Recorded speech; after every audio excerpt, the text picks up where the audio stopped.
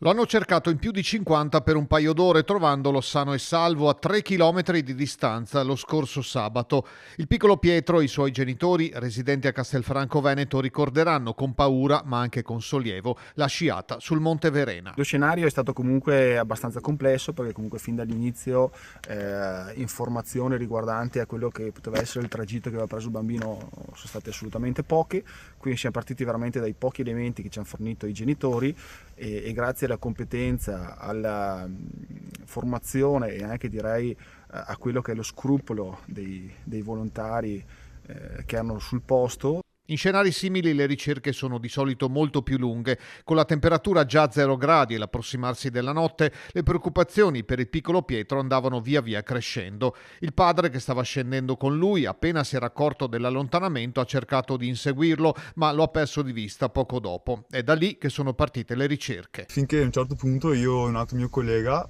abbiamo visto delle tracce di sci che andavano giù per il bosco e vicino delle forme di piede piccole, come se il bambino avesse tolto i sci e poi fosse tornato indietro. E abbiamo deciso di seguirle finché non siamo arrivati su un baito, il baito Spelonca, che accosta a una strada forestale, e da lì abbiamo visto che le tracce scendevano un po' per la strada e poi giù ancora per il bosco.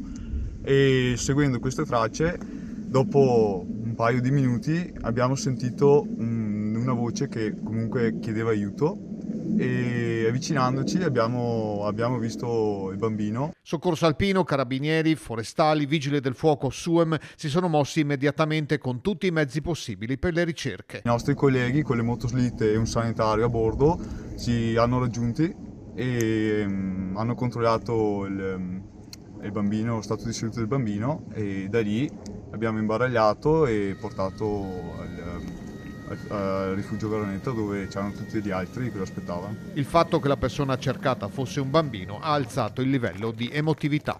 Non è mai semplice gestire, però ecco, siamo assolutamente anche formati nel lasciare in quel caso lì le emozioni un attimino dietro le spalle e concentrarci su quello che è l'operato per raggiungere il prima possibile poi l'obiettivo.